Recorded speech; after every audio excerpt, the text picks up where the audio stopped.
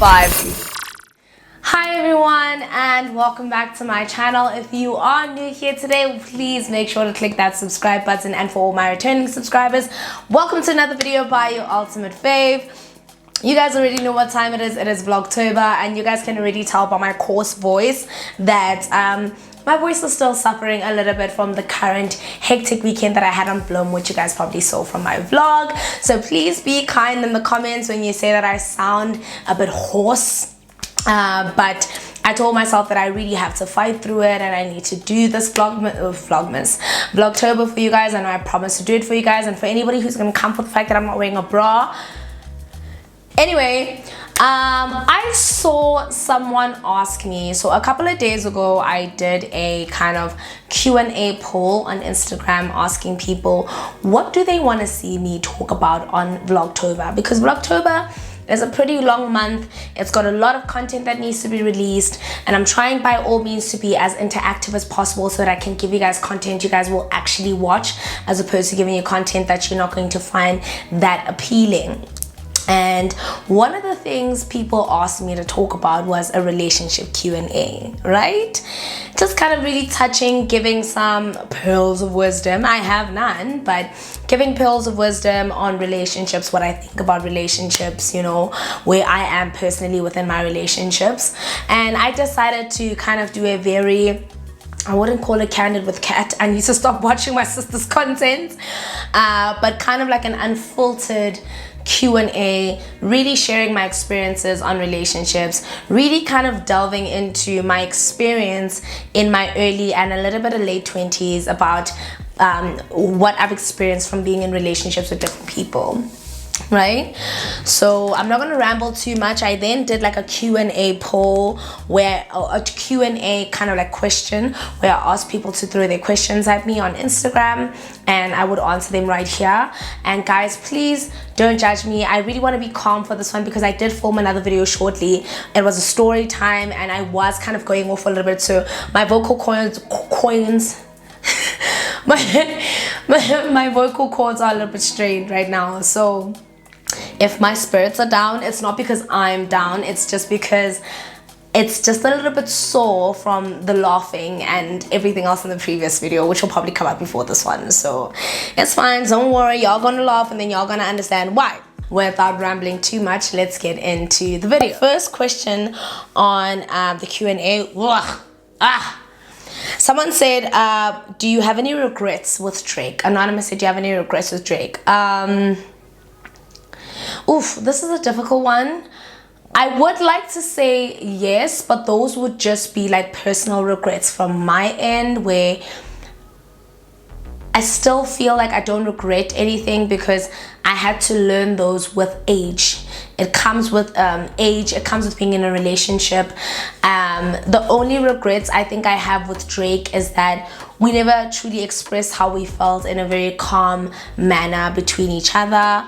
I think I don't have any regrets about our relationship and the nature and how we loved each other, but there are still kind of those moments where you feel like you not closure per se, but you just need to understand, like, where did things go wrong, you know? Here's my bev in case things get too hectic. So I don't really have any regrets with Drake. I just wish I had more understanding, and I do sometimes wish I had met Drake in another time where I was a lot older and more mature. Because yeah, I've been through a lot with Drake. The next anonymous said, what you wish you knew before dating. What I wish I knew before I was dating is how dating, it really can be a selfish act. Like, I'm generally a very selfless person, and I think a lot of people don't pick that up about me, because I'm very loud and bombastic, and some people can pick up that loud energy as being somewhat pompous, right? But I'm very selfless when I'm in relationships, like to a point where even emotionally, I would let someone that I love drain me in order to save them, you know? I would stay in a relationship even when I can tell like it's not good for me, but it's better than leaving someone when they need me most. So I think what I wish I had known is to be a little bit more selfish with myself, my feelings, my needs, my wants in a relationship. I wish I had learned to speak up and not really kind of go into this whole umfazi must be submissive, because I also kind of fell into that. I fell into I didn't know how to ask a man for money. I still don't. That one is still very difficult. But I didn't know how to ask a man for help. I didn't know how to tell a man when I'm going through things. I didn't know how to even ask for sex, you know?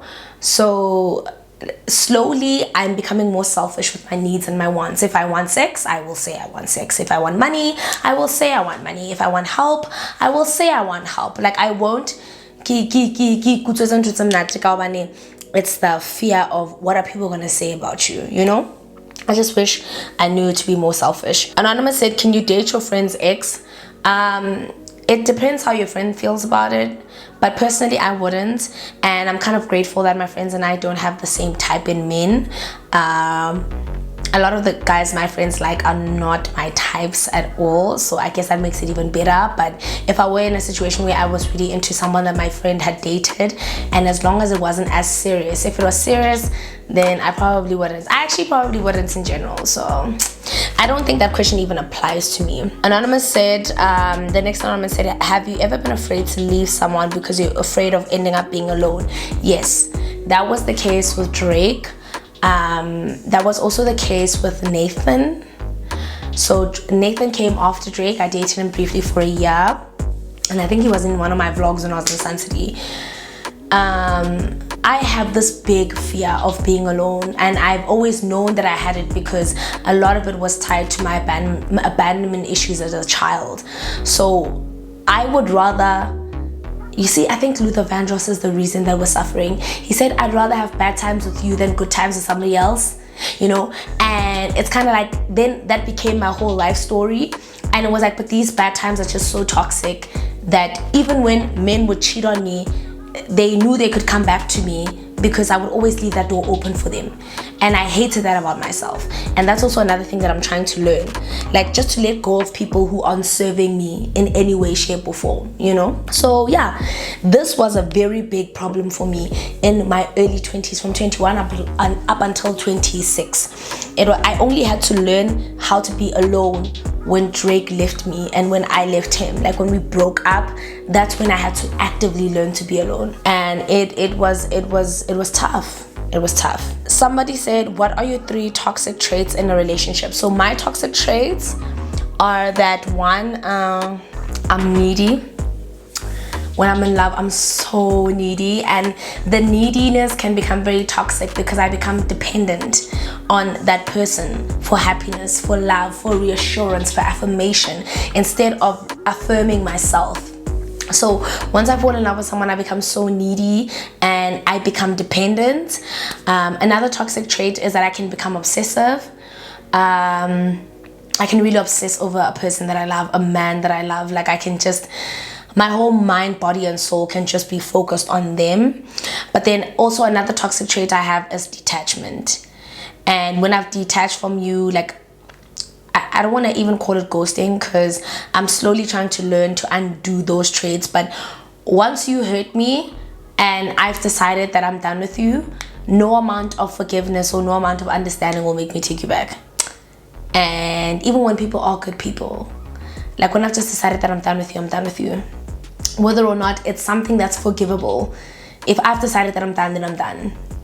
Like, no one can actually change my mind. And I hate that about myself. The next Anonymous said, what are your pet peeves in a relationship? My pet peeves in a relationship is a man who is not thoughtful. And I think for a long time, I compared a lot of my exes to Drake, because Drake was the thoughtful type. Like, Drake picked up elements of myself that I didn't pick up about myself because I wasn't actually focusing on that stuff. But then when I started seeing how other men were just very ignorant and I was very observant to their like needs and wants and emotions, and they weren't observant to mine, that became a pet peeve for me, because I was like, no. Another pet peeve is a man who can't communicate. I think I dated men who are very different. So I've dated men who communicate, but in a very toxic manner. So they yell, they shout, they this. Then I've dated a man who's very detached, dismissive. And I think dating Nathan was probably the worst relationship in terms of like arguments and stuff, because someone who's very dismissive of your feelings, who's dismissive of like your opinions in a relationship. Every time you try to raise up something, they already get annoyed because they think you're gonna start fighting them. I think that was the one relationship I didn't miss at all, like, because I'd rather fight with someone and then we say sorry the next day. We really try to sit and like suss out what happened. But another pet peeve of mine is men who are dismissive, like people who generally just dismiss your feelings. I can't stand that, and that's also a kind of toxic communication trait, I guess.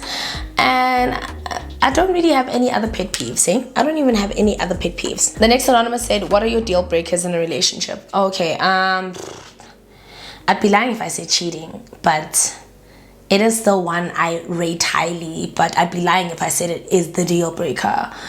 But a deal breaker is abuse. If you hit me, I'm out. And I've had that was the bad experience with Drake, where I just told myself I never want to be with a man who physically touches me ever again. Like, unless you're touching me, like, we're going down, ne? As like, but the physical abuse is out completely.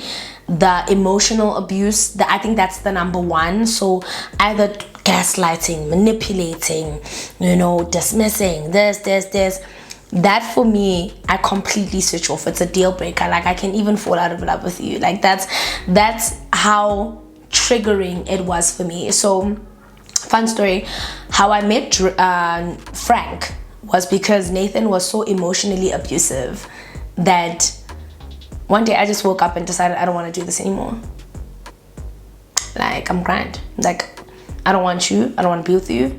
Like, I can't do this anymore. I'm moving on. And like, it even became like the emotional abuse where even sex was like a part of the abuse mechanism. Like, dude, whatever happens, you can't deny me sex, eh? I'm very sorry. It's a personal thing for me, but like, hey, bro. So when I met Frank, I had completely decided to cut Nathan off.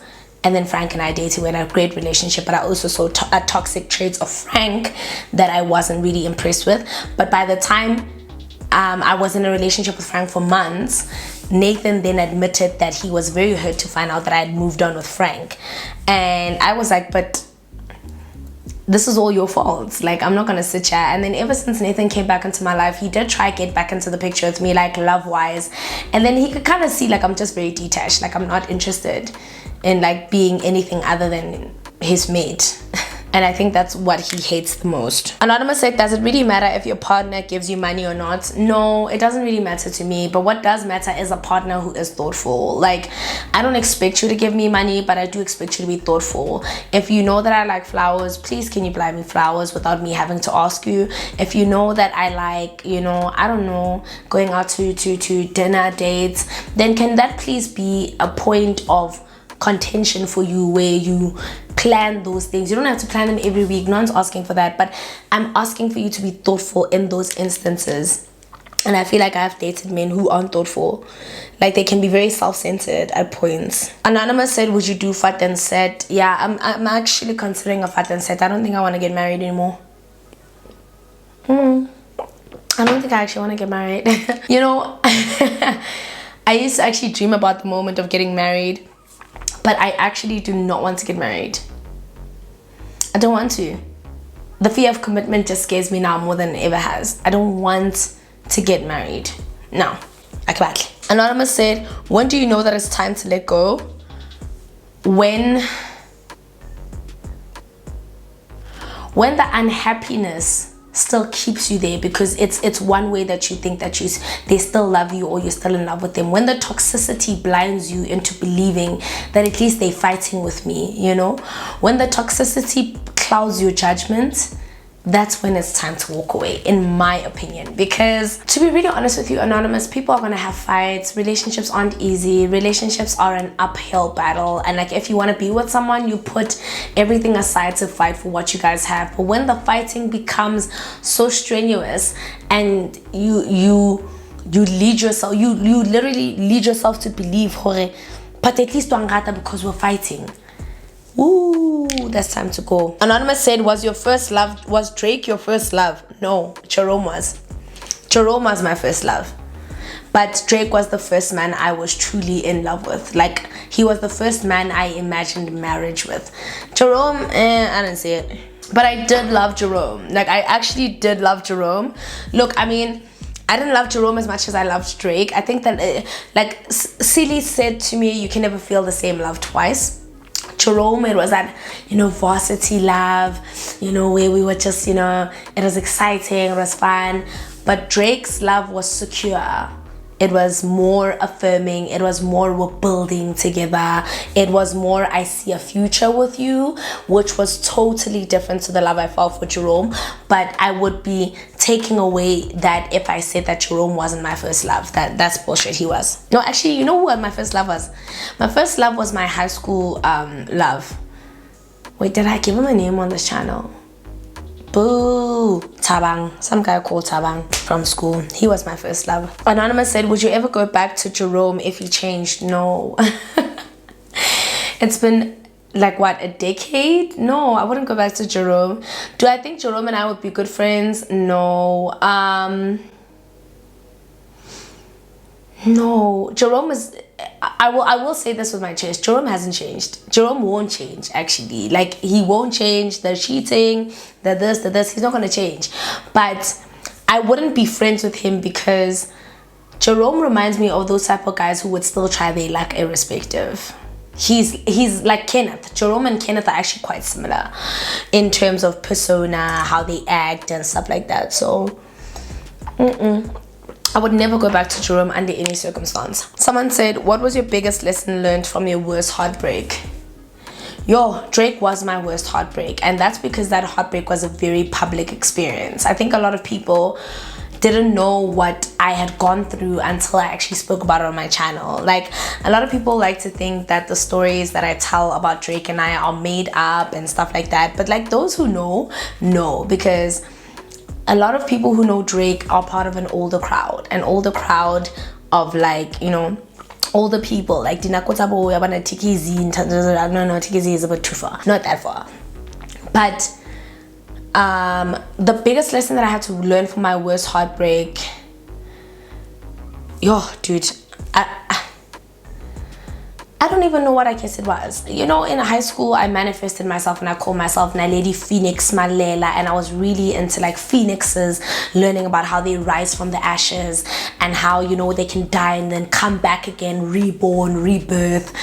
If there's one thing that heartbreak taught me, is that I really did kind of, you know, live out my spirit name that I gave myself way back in high school. That it is possible to kind of, you know, come back from your heartbreak and come back better. And I really thought I wouldn't survive without Drake. But the lesson that I learned is that I'm gonna be perfectly fine. If anything, I'm way better off than I was when I was with him. That relationship stifled me quite a lot.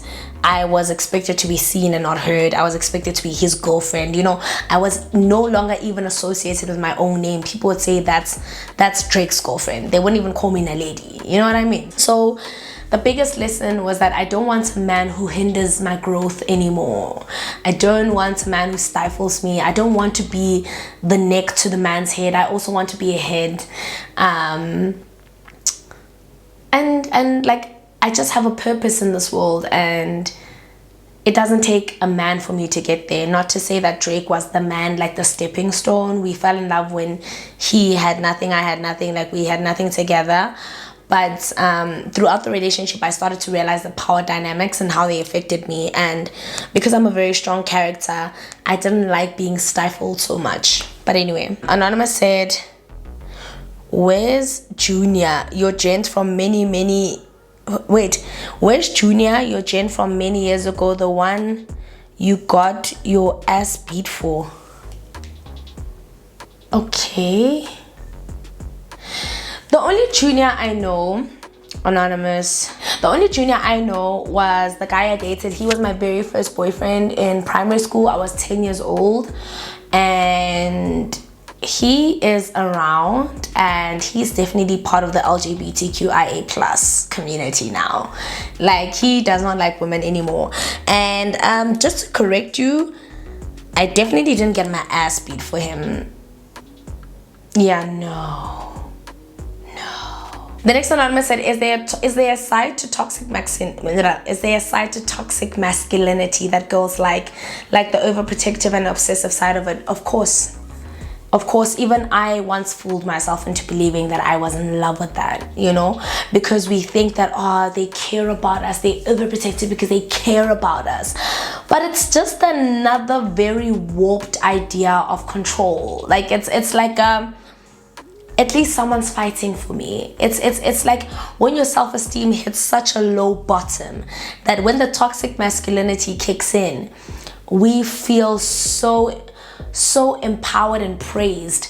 We feel like it's affirmation when it's actually not. It's just another form of control and somewhat abuse. Someone said, besides cheating, what is the worst thing a man has ever done or said to you?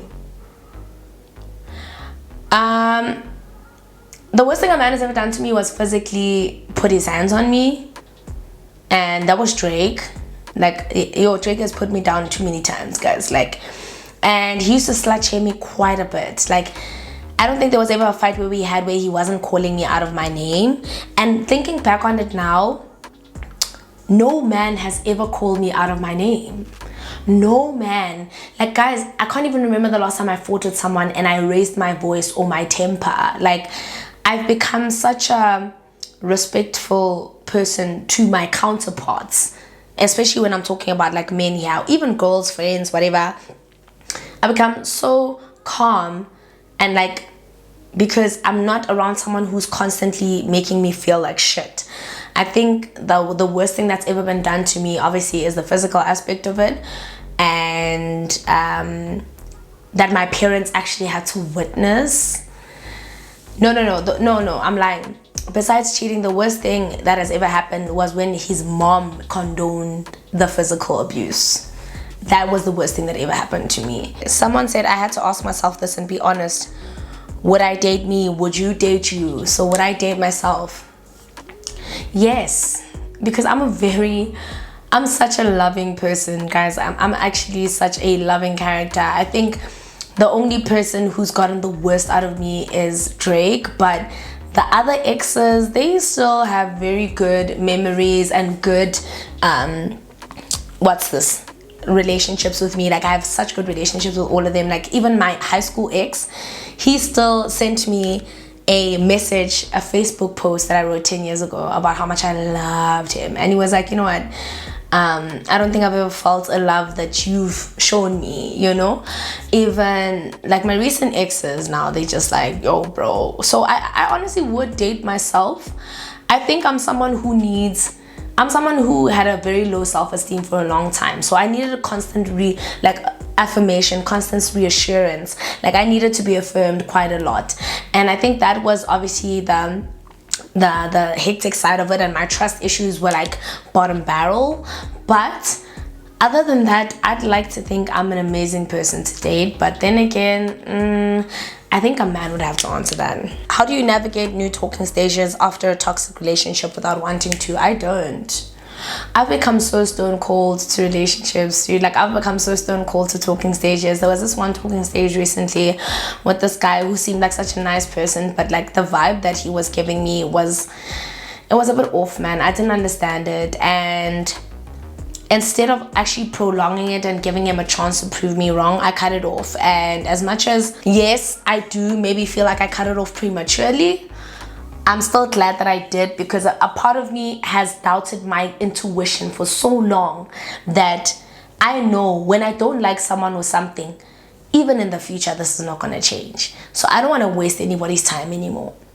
And with him, I just felt like he was a good guy. He is a good guy, but we had two different viewpoints of the world, you know. Like, I'm very like self-goal oriented, you know. Like, I want things for myself and I want to see myself win, and some people take that competitive energy or that spirit as someone who's very money obsessed, right? And of which they probably aren't wrong, but his personality, or at least my understanding of his personality, was very laid back, very timid, it it wasn't aligning with what I wanted, with the kind of man I wanted to be with. And one of the things that I never want to do is end up with someone in a relationship where we are basing our success off our parents, you know, like no. For someone who comes from a very comfortable family, I can't ever imagine claiming any of my dad's things as my own. I would rather vomit blood nkaloma electric fence, which is why I'm so determined to be the best version of myself. You know, I really do want to be the breadwinner of the family. I really do want to be the one they wait for when the funeral like meetings are being had. I wasn't kidding, you know. I want a man who sees that in me, and I want a man who obviously comes into my life to make my life easier. Because another thing about the recent exes that I've had when and all the stuff is that they were so complacent with me being self-sufficient that they didn't do nice things for me, and that was so hurtful. But anyway, we moved as son. Someone said, when do you know the right time to give up the cookie? To be really honest with you, me 2-3 years ago would have said wait 3 months. Me today says you want to give it up today, give it up today. I'm a very sexual person at heart, and I have just denied myself for so long that now when I actually want to do it, I do it. But the problem is, instead of doing it with new people, I backtrack to my exes. Instead of doing it with new people, I tend to backtrack to my exes. Anonymous said, okay, I'm gonna answer 2 last ones because there's so many. I think I've got like maybe 200. So if you guys want me to do a part 2, comment down below. Someone said, what childhood traumas have affected your role in a relationship? The abandonment issues. The abandonment issues have affected my role, or my strength to be able to put my foot down and say, no, I'm not accepting this, into I'll accept it because I would rather accept it than have him walk away from me.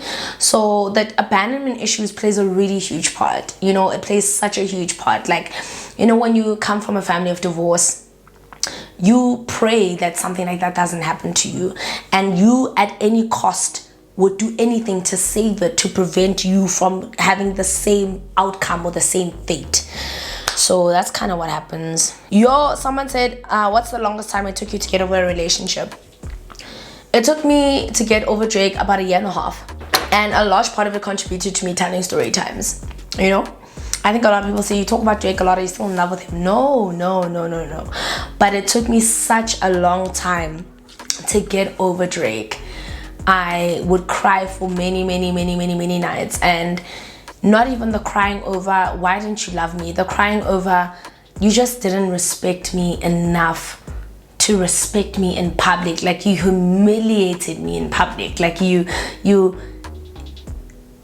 took whatever I had of my self-esteem, and I had to, you broke me apart, you cheated on me, humiliated me, you put me on gossip blogs, and then you went to go start a brand new life with somebody else, and you didn't even afford me the apology of saying, hey dude, I'm so sorry about what I did to you. Because he didn't, he really didn't. Drake has never apologized for what him and his mom did to me, and I add his mom in it because his mom was a kind of pacifier to the whole situation. I had actually suffered such a traumatic experience at a young age, and I think it was because I didn't have a mother to back me, you know. Someone said, do you want kids someday? No, I don't want them anymore. I don't want anything anymore. I'm so demotivated when it comes to love and relationships. I don't want anything. I just want I'm keeping it a buck. Anonymous said, would you ever date another YouTuber, influencer, or celebrity? I would never date anybody in the industry.